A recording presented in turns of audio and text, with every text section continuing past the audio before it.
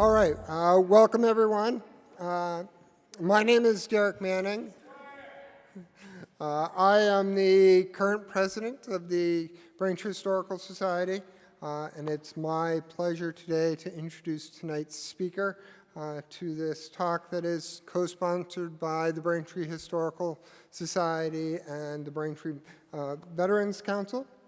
Our speaker tonight, John Donovan, is a longtime resident of Braintree. He is a retired environmental engineer and an Army veteran. John has been gracious over the years to dedicate a lot of time to the Braintree Historical Society, helping organize our many historical records and answering inquiries that come in. That's one of the things that I love about being president of the society is we get all these fabulous questions from literally all over the country. People wanting to know about their families or just various topics. And tonight's topic actually comes from one of those questions where someone asked about a housing development here in Braintree. John, as he does, started going down that rabbit hole, and he came up with everything that he found for us tonight. So with that, I'm going to turn it over to John.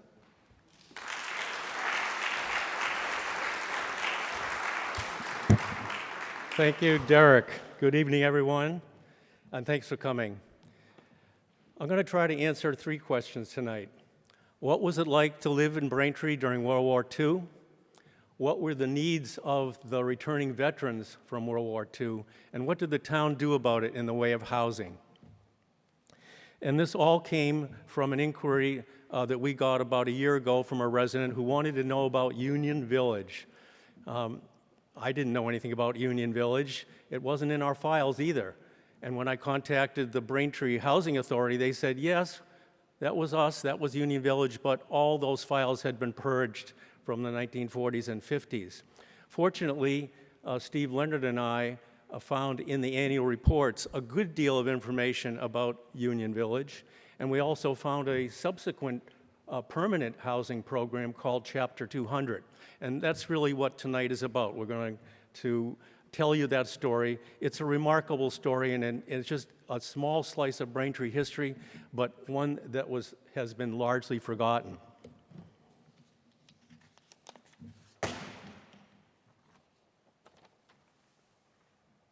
Okay, so my presentation tonight should only last about 30 minutes. I'm going to, I think, to put it in context, proper context, I'm going to give a short summary of World War II. And then I'm going to talk about the temporary housing that became known as Union Village, and then go on to the more permanent housing, the state housing program that was permanent, which started out as rental apartments, but then became something much bigger and exists today, and that's a really interesting story. I'm going to show you the locations of where those homes were built and the legacy of them. I also have an example tonight of a family that lived at Union Village and later on lived in one of the 90 homes that were built as part of that Chapter 200 program.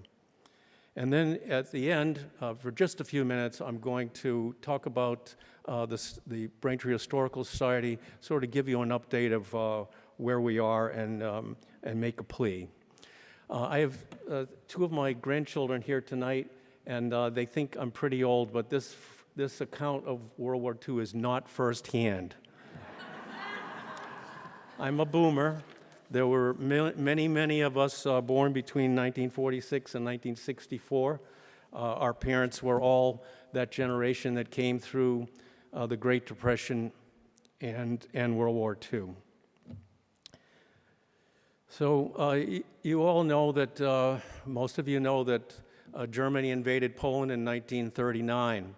For the first 2 years of the war, the United States was not involved. During the fall of France and the destruction of a lot of London with the Blitz, there were many people who weren't very keen on joining another European war, particularly after the failure of the League of Nations. But that all changed on that terrible day in December of 1941.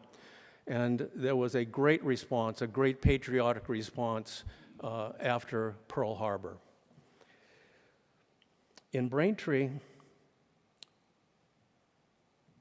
2,200 men served in the armed forces during World War II, approximately, and approximately 100 women were in uniform during World War II, 2,300 total.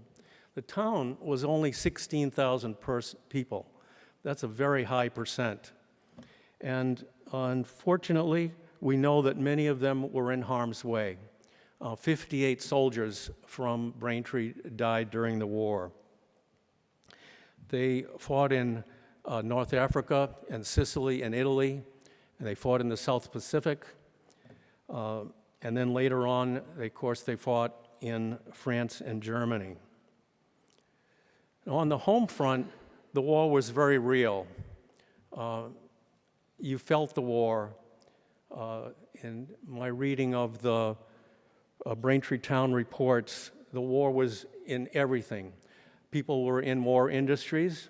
They had converted from civilian to war materials. And also, there was significant rationing. You couldn't, for example, you couldn't buy new tires. All new tires had to go to the military. You could buy used tires. You had to have a ration book, which you took to the grocery store, and if you had the right amount of coupons, you could dole it out for butter. Coffee, which I know some people would really have a problem with rations for coffee. And my downfall would be sugar. That was also on the list. So Braintree was impacted in many ways. The school system, I read the reports of the superintendent and the school committee. Braintree schools, some of them were closed, in part because of a coal shortage. The hours were curtailed. 15 Braintree teachers left to join the service.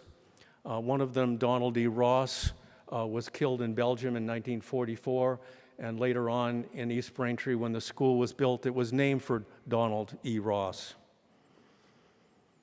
So many other aspects of the home front, but my main point is that Braintree felt the war, and that had a lot to do with how they treated those veterans when they returned.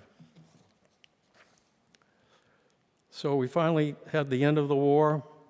One of the things about Braintree and really other South Shore towns as well is that they supported the war effort by being in the shipbuilding industry. This is a photograph of the USS Massachusetts. You can visit this ship in Fall River.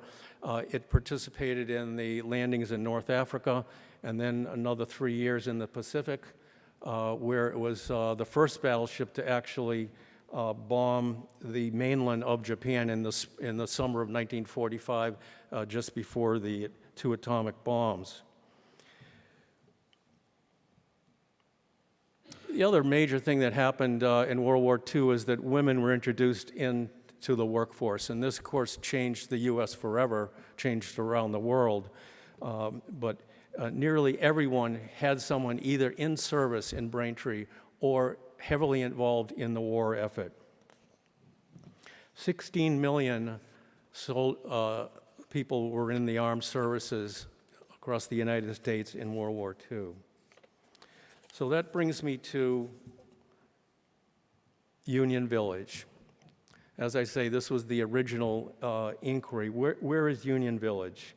I didn't grow up in Braintree, so I knew nothing about it. But I have, since that question has come from me about a year ago, I asked a lot of people, what is Union Village? And very few know the answer. So the U.S. government recognized that there was a big need for housing for veterans. And they had all these thousands of military bases across the country closing, and they offered 100,000 barrack-type buildings to cities and towns to use as temporary apartments for the veterans. And Braintree signed up right away. This is a news clip from a January 1946 article about the selectmen. The selectmen voted in favor of it unanimously, put it in front of town meeting in March, and it passed. People in Braintree were very grateful for their veterans. This is what a barracks building looks like. Like I say, there were thousands of them across the country. And what the government did is it took these buildings apart. I'm not sure how much they took them apart. They shipped them to the location that the cities and towns wanted. In the case of Braintree, the barrack buildings were from a military facility in Newport, Rhode Island.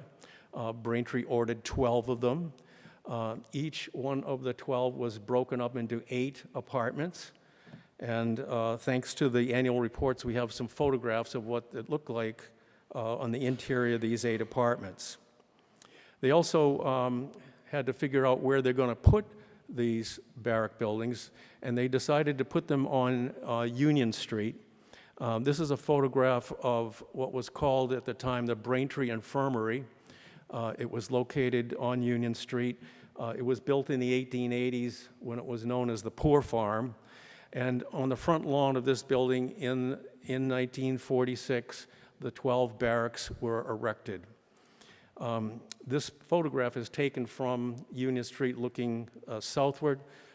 If you go to this spot today, you find the Armory on Union Street, which of course is directly across the street from the town's police station.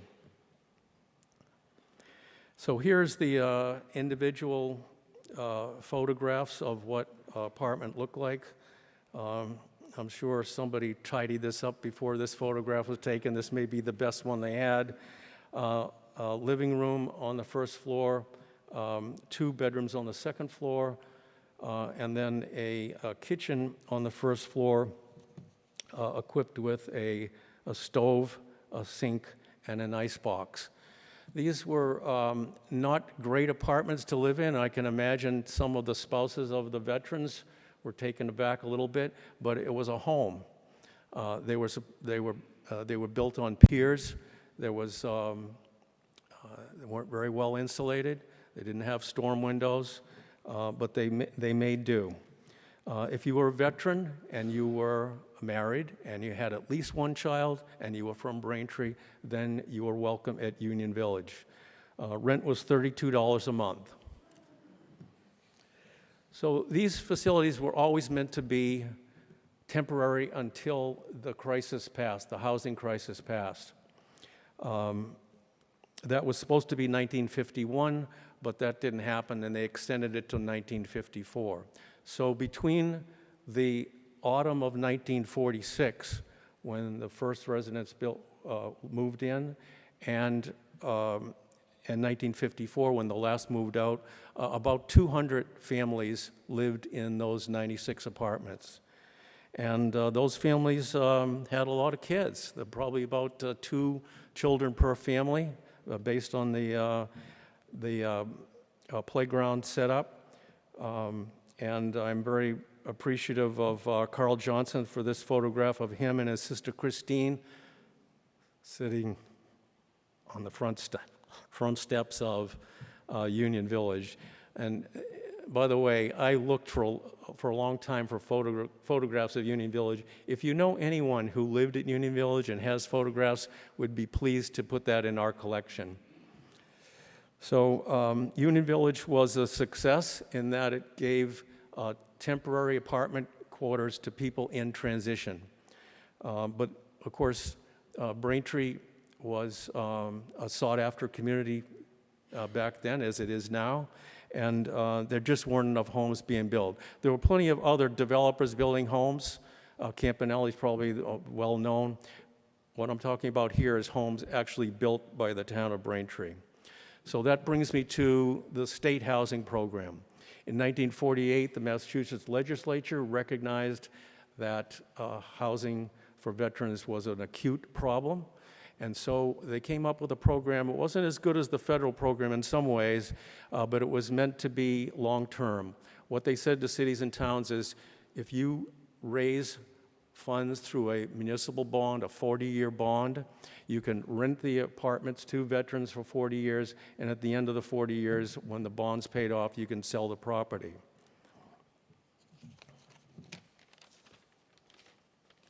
Now, what the state did, however, is they capped the amount that each community could raise based on their assessed valuation. And unfortunately, in Braintree's case, it only came to $1.1 million, which is nothing by present-day standards, but wasn't a lot back then, given the needs of the veterans. Braintree decided that they wanted to build single-family homes and basically would rent them to veterans. And so they scoured the town looking for sites for those homes, and I'm going to show you all the homes that were built. They built 90 homes throughout the town, and let me just go to that next one here. They hired an architect to come up with designs. All the homes were single-story, either 4 or 5 bedrooms. So these are smallish homes by present-day standards. Here's some more of them. The housing eligibility requirements were similar to Union Village. You must be a resident, or you could be a spouse of a resident. There was an income cap that was set by the state. So if you made more than a certain amount of money, you were not eligible. You had to be married, you had to have a child. And they were very popular. Veterans, there was a waiting list at Union Village for units in the early days of that facility, and there certainly was a lot of enthusiasm and interest for these units as well. The first ones that were occupied in 1951 were on Pearl Street, and then the last ones occupied were in early 1952. The work was given to a single contractor who built all 90 homes at a cost of $1.1 million, which works out at about $12,000 per home. Okay, so where were these built? First of all, most of you know the shape of your town. In the upper left is 128, the famous Braintree split. And then Route 3 running sort of through the center of town and then out east in Weymouth. I've shown with a star where Union Village was, right near the Braintree Rotary. And the various sites around town in East Braintree were on Erickson and Pantano Streets, 18 homes in that area, 5 on Common Street in North Braintree, 11 on Hillside Avenue, 14 on Pearl, 5 on King Hill, and 37, most in the Highlands, on Wildwood, Mann, Olson, and Drake. Okay, so let's go one by one. By the way, is there anyone here who may live in one of these homes? Okay, thank you for coming. And sorry about the notification. We sent letters to all 90 homeowners, but we put the wrong date in, and so some of them, I hope, didn't show up on Sunday night, the 26th. But thank you for figuring out it was Tuesday night, the 28th. And thank you for coming. So let's start with in East Braintree. When the homes were built on existing streets, that was the preference because the utilities were already there. When the homes were built on new streets, they named the streets after soldiers that had died in the Second World War. So Lieutenant Erickson was a Braintree High grad. He enrolled in the Army in November 1941, just before Pearl Harbor. He died in November 1942. He was one of many killed in the bombers. He was a bomber over Europe, and he was 24 years old when he died. Frank Pantano grew up on Granite Street, where his family owned a large farm. Part of that later became the South Shore Plaza. Frank was a seaman first class in the U.S. Navy, And in 1943, he was missing in action in the Atlantic. He was 20 years old. The next section I'll look at is Common Street. These 5 homes, these 5 lots were all just before you get to South Shore Plaza as you're going east to west. I'm going to talk later about how many of these homes still exist. I think that's a very interesting story in itself. There were 11 homes on Hillside Ave. Hillside Avenue is the street that goes from Union Street up to the East Middle School, and there were homes on either side of that. There were 5 homes on King Hill Road, which is West Braintree, but I guess it's considered part of South Braintree. Pearl Street, as I said earlier, these are the first ones that are open. This map is not particularly good, but on the right-hand side, if you keep going, is Liberty Street, and on the left-hand side, if you keep going, is Ivory. So this is sort of the far end of Pearl. And then finally, up in the Highlands, near the Highland School, on Wildwood, on a portion of Man, on Olafson, and on Drake Street, there were 37 homes built. The purposeful built streets were named after George Drake. He enlisted in the Navy in 1942. He served on a submarine spotter aircraft, and he died in 1944 at age 20. Lieutenant Charlie Mann, I found in the Braintree High School yearbook. Charlie was tall, dark, and handsome.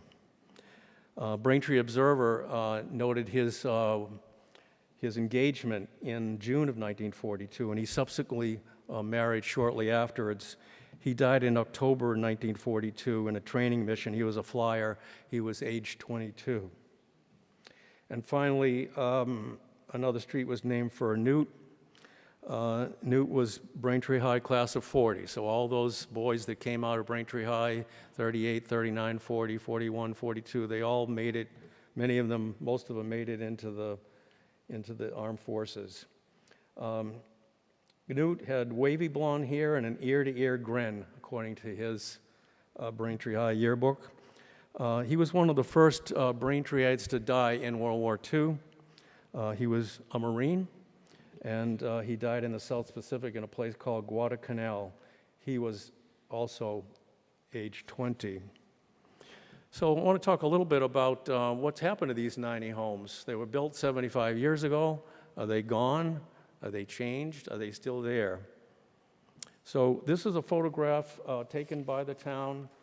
It was in the town's Housing Authority report. Housing Authority, by the way, came along in 1948 and took over responsibility from the selectmen for Union Village as well as these homes. So this is a photograph looking towards the Highland School north, standing on Man Street, looking up Olafson Street. And this is the same view today. There's a lot more trees. The home on the corner has a new wing, but is essentially the same footprint. And the second house down, to me, doesn't look like it's much changed at all.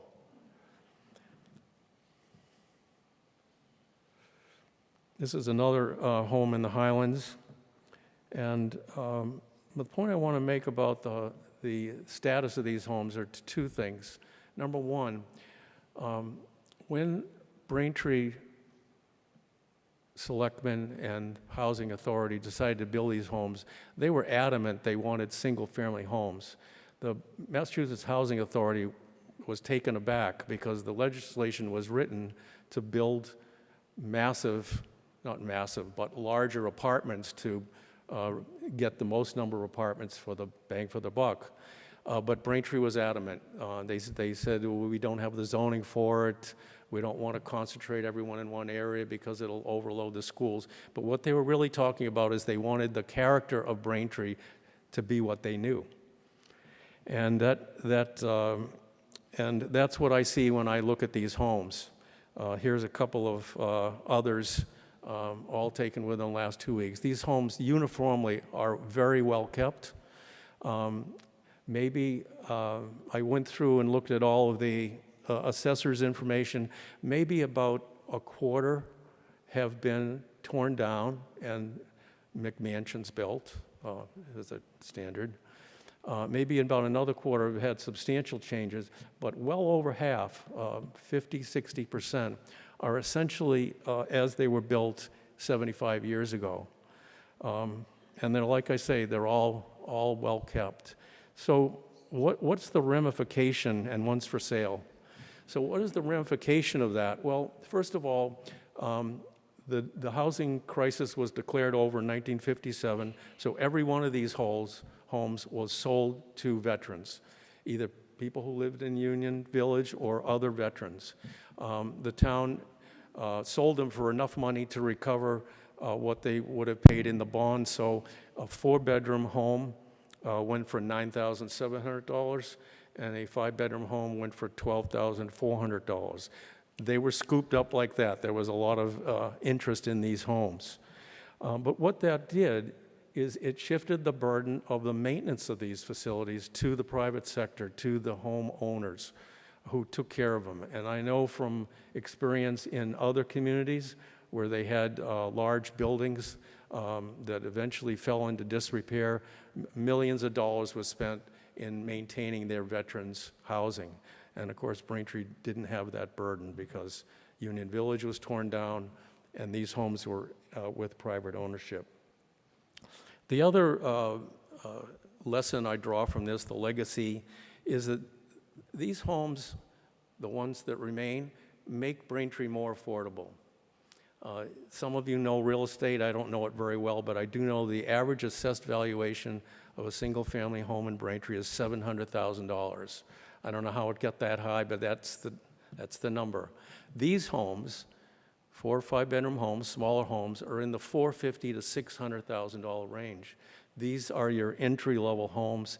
If you want Braintree to be an affordable community, that's good. You need homes like this, and of course, this would not have happened without those homes being built. So at least in my book, town made the right decision back there 75 years ago with regard to veterans housing. Now I'd like to give an example of a family that lived in veterans housing, and that is the Foley family.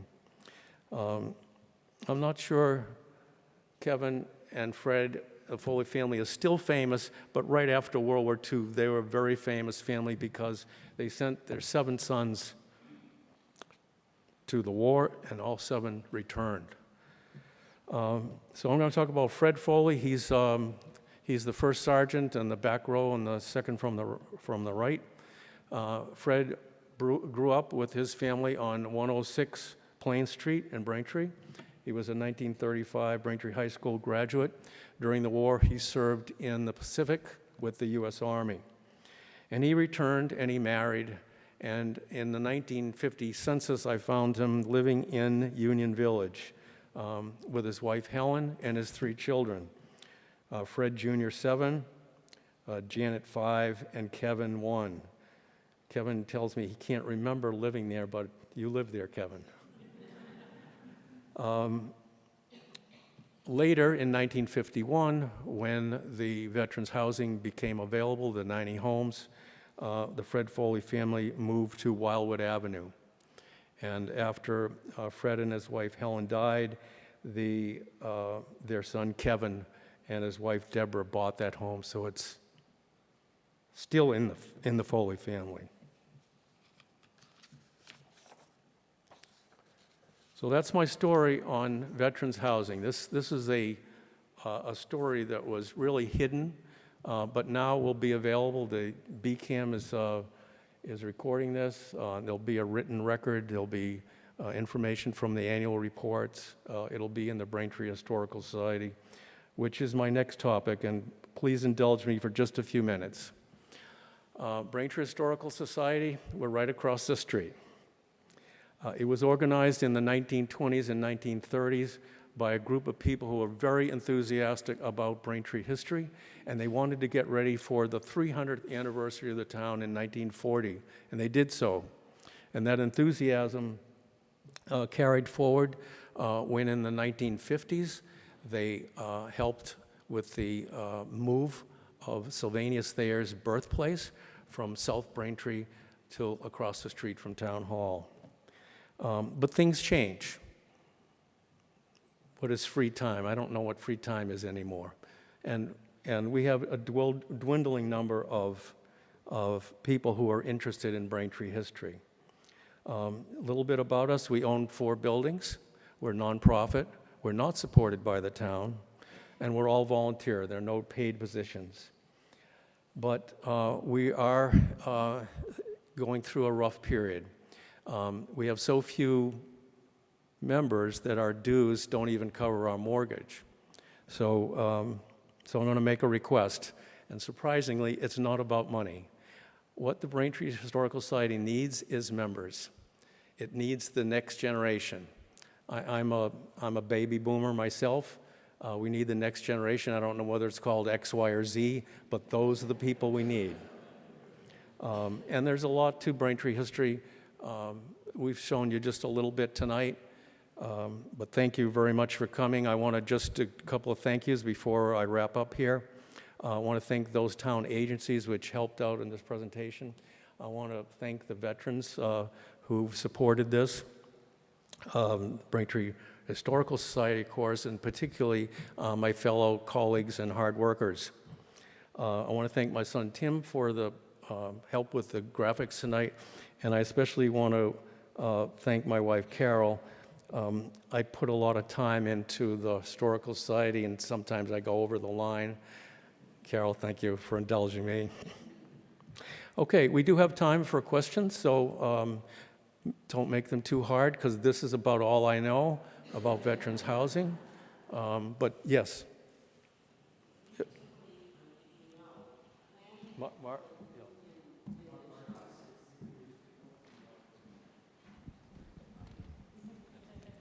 When the Union Village houses were torn down, why weren't the houses built on that property instead of the armory? I didn't quite catch the question. So the barrack buildings were torn down. Right. Those are always meant to be temporary. Right, so once the ground was level, Yeah. why weren't the new homes built on all that property? As Because opposed to the town, armory? very shortly after they came down, the town got a request from Massachusetts Guard, National Guard. They were looking for a site for an armory, and so that deal was made. And they did look at they looked at 240 sites.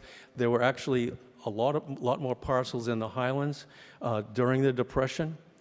People defaulted on their loans, and there were a lot of parcels that came under town control. The town decided to name it the town forest, so that was all basically property that was taken by the town. Another question? Yes, Stephen. John, I know it's not technically a part of your presentation tonight, but do you happen to know what if any, help with housing was given to veterans who didn't have families? A lot of the veterans didn't necessarily have families, so they would not have been eligible for the housing that you've talked about. Yeah. Do we have any information on that at all? Yeah, of course, I didn't find anything in the annual reports about that. There was a lot of, first of all, 30,000 people worked in those shipyards during World War II. They're all the way from Dorchester to Hull. So there's a tremendous amount of employment. And there were a lot of people that took on boarders, particularly in East Braintree. I have looked at all the census records, and you find a lot of people who aren't related to the head of household. So there was, this is a time when there's not a lot of apartments in Braintree, but there were a lot of large single-family homes that could accommodate more. Braintree Housing Authority, I just wanted to mention that. In 1961, the last home was sold to a veteran. They were out of a job. And the selectmen asked the Housing Authority, what do you think? Maybe we should get into senior housing? And they said, nah, we don't see the need. Well, that all changed in the 60s, but it wasn't until 1972 that the first housing for seniors in Braintree. May I ask a second question? Yes. Different topic. I know you've already touched upon it, but based upon conversations you and I have had, maybe just if you could just amplify a little bit more. Personally, I think it was an excellent decision the town made to sort of spread the houses all around town. And I think you told me, on some research you've done in other cities and towns in the Commonwealth, that they were more congregated and they were living in one place. And it was nice that they were kind of built into neighborhoods the way it was actually done. Yeah, there's many reasons why I believe it was a good decision. I'm aware of one adjacent community that let their housing go. They didn't maintain it, that the state had to step in and take over the maintenance. And, you know, there's court suits and whatever, but Braintree avoided all that.